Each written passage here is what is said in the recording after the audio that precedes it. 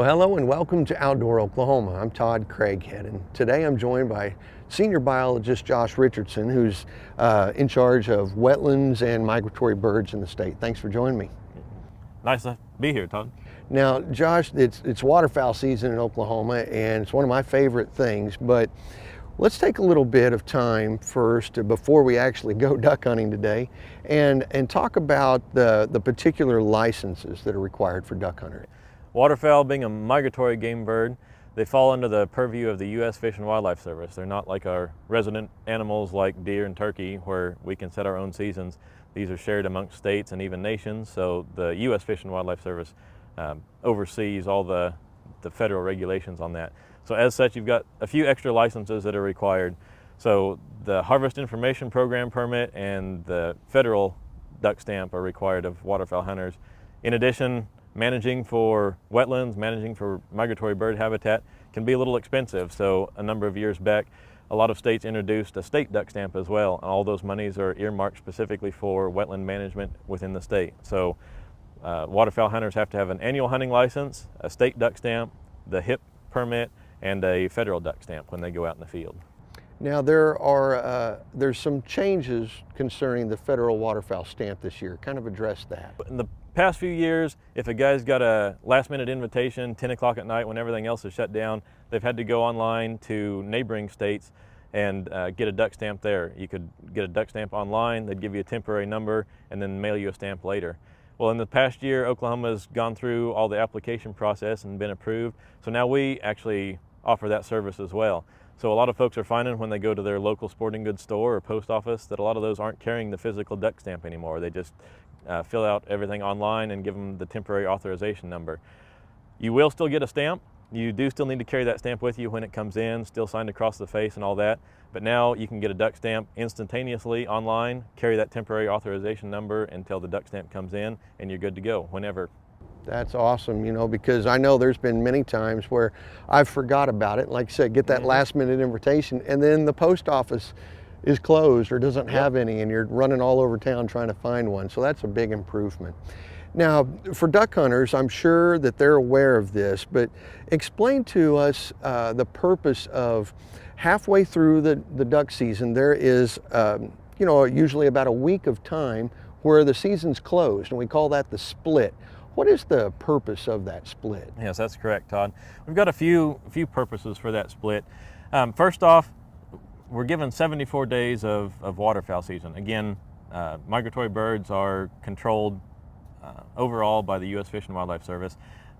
The service doesn't set specific season dates for each state. That would just be too confusing for them. So what they do is they give us a framework that we operate under.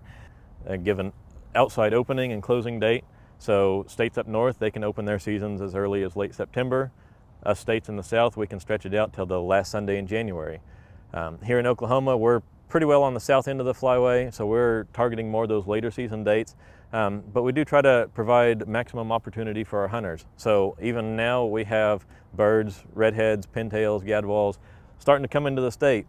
You can find them on several wetlands across the state as it is right now. So there are people that want to get out there, get this early opportunity to chase these birds, get their equipment all dusted off. So we try to start our season here, you know, when the ducks start showing up. But the 74 days that the service allows us to have a season doesn't allow us to stretch from now clear till the end of January. It's just a little bit too long. So we put a little split there in the middle of the season, about a 12-day split. So that actually takes us from having a 74-day season and allows us to spread it actually over 86 days. So we put that little split in there, allows us to cover more ground for hunters, give them opportunity there. It also provides a little bit of opportunity for waterfowl hunters to have two different opening days. You know, you have your opening day right now, you get out there, you shoot a few birds, but deer season comes along, and there's other things that happen, kind of get those people to drift from waterfowl hunting. Well, there in early December, here we have a second opening day, another draw to get those hunters back out in the field. And then the third thing that split kind of gives us is an opportunity to allow those ducks to have a little bit of rest in there. If you had 74 days of hunting straight through, those ducks would find all the refuge areas, would find the private lands that are not open to hunting, and it would just kind of sit there, and duck hunters wouldn't have an opportunity to hunt those. Putting that split in there, those birds kind of spread back out across the landscape. get in areas where they can be hunted again, and then when season opens back up, those hunters again have an opportunity to shoot birds that are here. That's fantastic. Well, I'm excited to go duck hunting, so why don't we do a little bit right now? We're going to join 3 good friends duck hunting on a private pond up in Kingfisher County.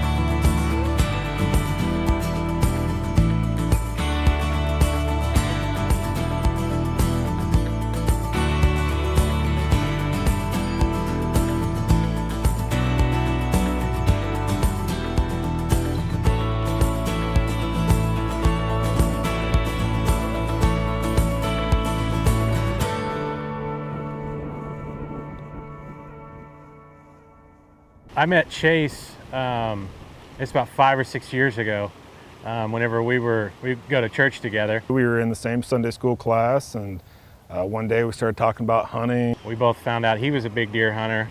I was a duck hunter. I think he was kind of wanting to learn the ropes. Wound up going on a few hunts together, and and that's I guess kind of our love for the outdoors and everything is kind of what brought us together. And since then, he's just really ran with it, and he's probably got more decoys than I do now.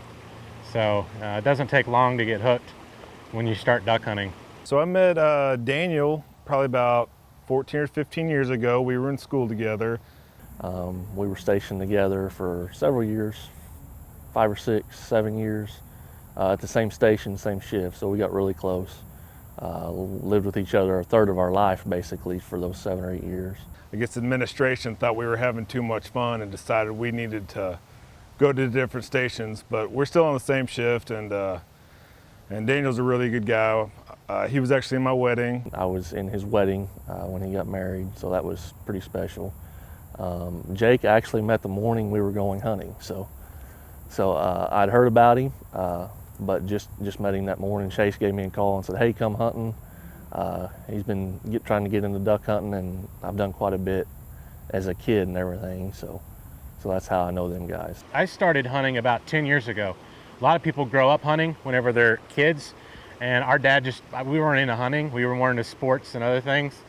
And about 10 years ago, after I got out of school, my brother and I both bought shotguns and started dove hunting, and the next thing, biggest bird after that was ducks, so we went and bought some decoys, and it's something we just got hooked doing. And I went and bought a dog, and as soon as I got a lab, I did a lot of research on where to get your lab, how to train your lab, watching videos, reading books.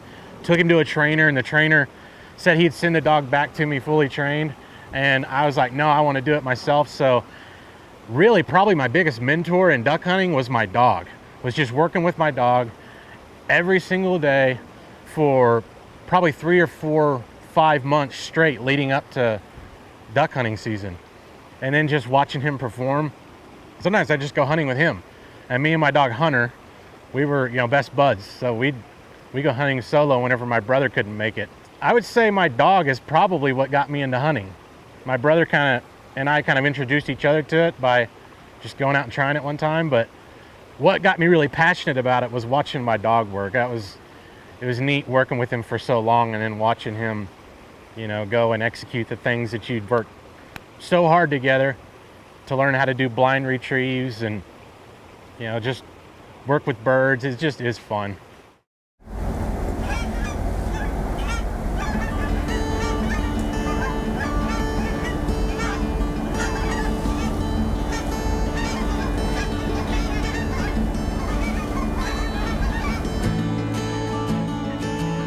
Not yet. All right. We're good.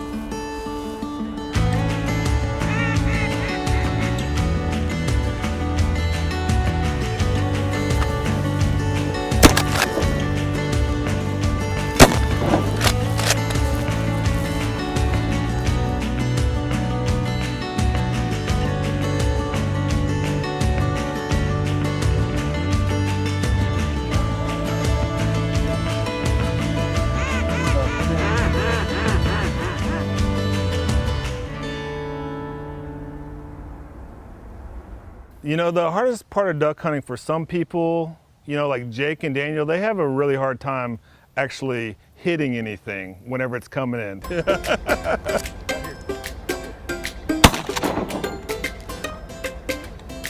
Oh yeah.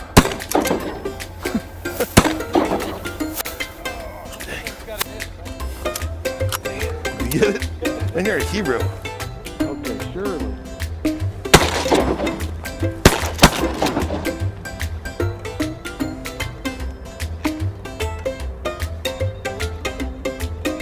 You get one out of all of them?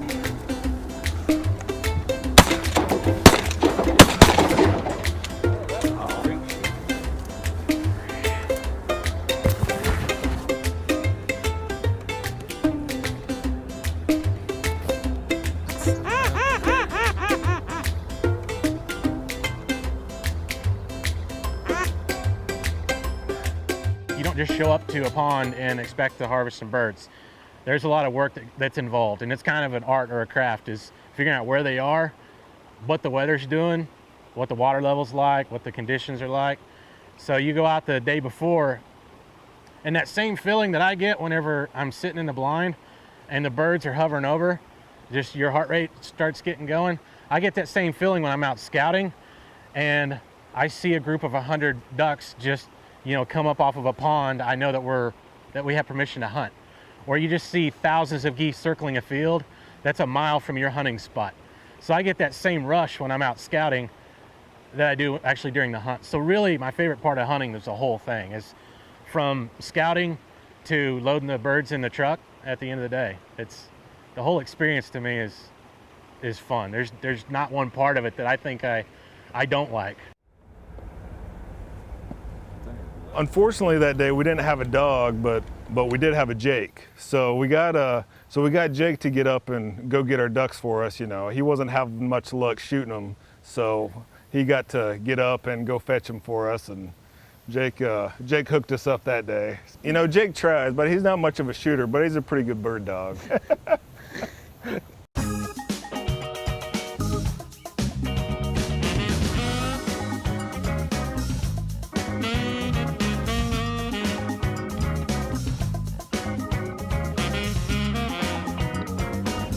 Good job, Jake. Fire through it.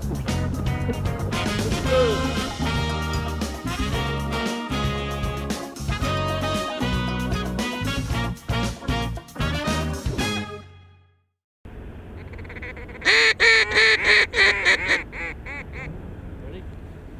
Yeah. Take them.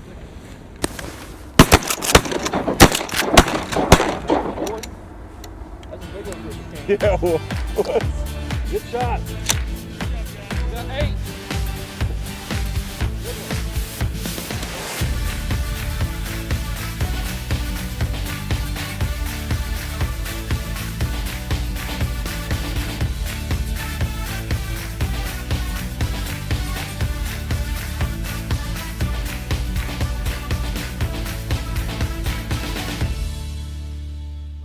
Probably the hardest part for me is just getting up really early in the morning, getting out to our spot, setting everything up, you know, breaking ice when it's really cold outside, sitting in the rain and the snow. You know, that's a lot of what makes it really hard. But on the other hand, it's the adventure of doing all of that and still having a great hunt after all that. That really makes it worth it.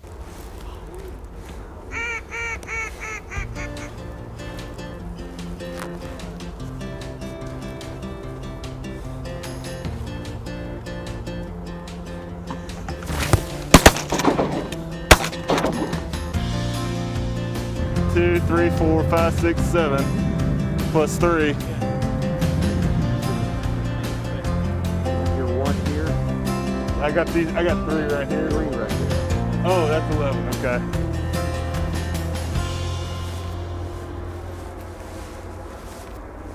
You know, we've had some years or different portions of the season where it's been 60 degrees when we're done hunting.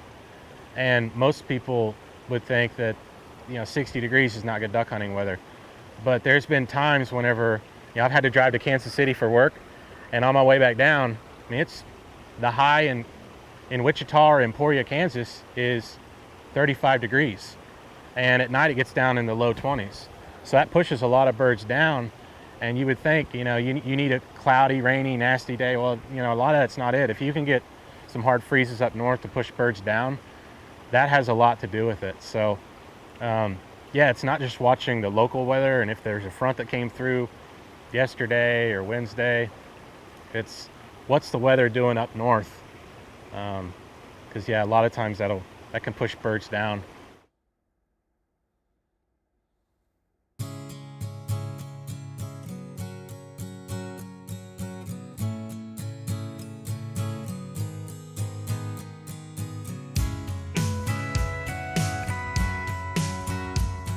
About 4 on top of us. About 6 on my right coming in.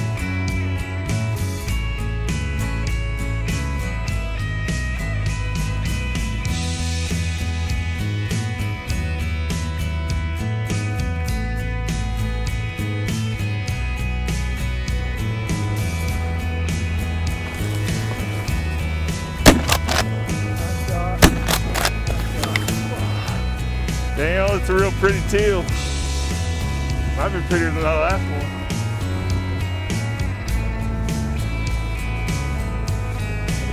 Oh.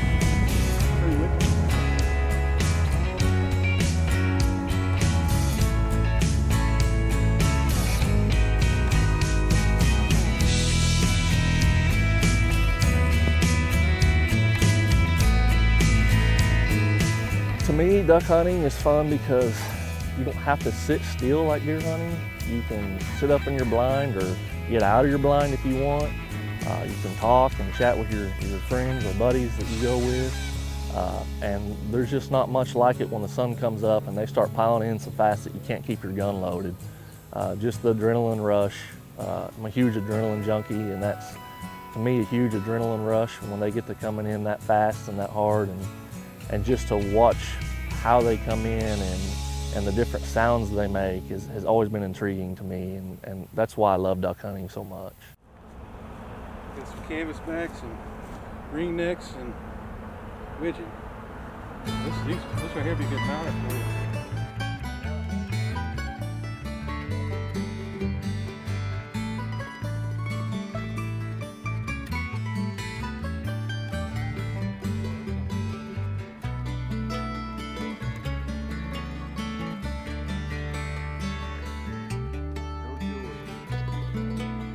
They usually quit flying, not this time.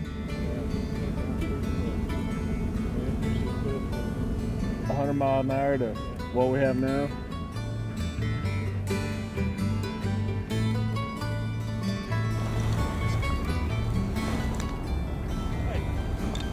Yeah.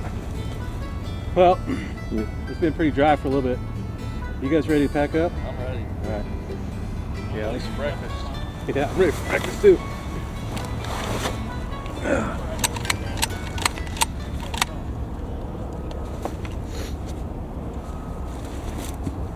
There's probably a dozen more of these. It's probably the same ones. Yeah. I don't know. So after we'd finished up and shot our ducks for the day and we were getting ready to leave, we were grabbing all of our ducks, and as we were knocking them down and retrieving them, we were throwing them behind my duck blind, or behind my blind, my pop-up blind.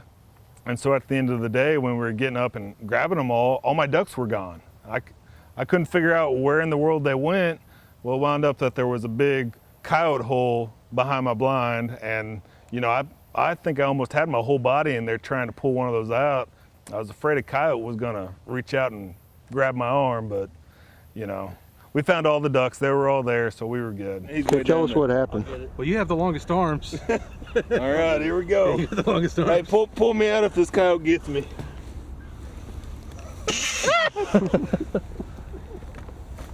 Another one down. There's just the two, right? Yeah. All right, good deal. Saved them. I'll say take them. Okay. All right, take them. Let's take two. I hope you're on a blue for real.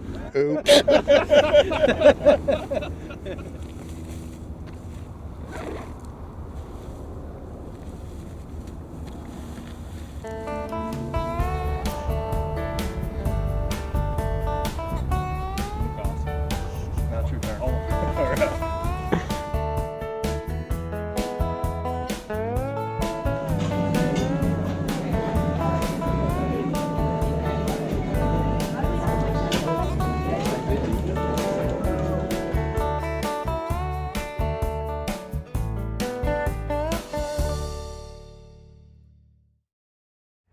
You know, Josh, it's hard to beat a duck hunt when the birds are flying and you get a great day spent on a pond with friends. Absolutely. And that's what we like to try to provide as much as we can as the Department of Wildlife. You know, in this case, they were all on private land, so about the only thing we can provide is making sure that we have the days open to cover them for those hunts. On our public lands, we've got a little more flexibility. We try to do as much work as we can to provide not only for our hunters, but also for the waterfowl that are visiting us down here. You know, it's a big cycle. They come down south here. We don't just get the pleasure of shooting them. We also feel like we need to take care of their needs while they're down here as well. Make sure they're in good health and good shape as they head back north to breed next year. You know, I never really kind of considered this, but it is a partnership with our neighboring states to the north. They provide the nesting season habitat, and we provide that winter refuge, you know, habitat to make sure they're healthy to go back. That's a good point. That's very true. And you know, as waterfowl hunters, we all need to be cognizant of that issue as well. You know, we don't need to just pay attention to what's going on right in our own neck of the woods. Issues that occur up north in the breeding ground should be important for our waterfowl hunters down here, and vice versa for waterfowl hunters in the north. Knowing what's going on down south here is important for them as well, because you know, whatever issues affect there is going to end up affecting us here as well. You know, we have quite a few public land opportunities in Oklahoma, and they really cover a wide spectrum of agencies responsible for those lands too. There are a lot. You know, we've got our department managed lands, which we have a lot of flexibility on the management of those. We can put out either ag crops, milo, millet. A lot of our wetland units we manage as moist soil, trying to focus on native vegetation out there. Then the service has several refuges around that are actually open for hunting. People may hear the name refuge and think, oh, that I can't get in on that, but several of the refuges are actually open for hunting or have areas open for hunting. And then the Corps of Engineers also has a lot of land around their reservoirs that are good opportunities for waterfowl hunters too. That's great. No lack of opportunity. Hey, thanks, Josh, for joining us. And for all of us at your wildlife department, we'll see you right here next time on Outdoor Oklahoma.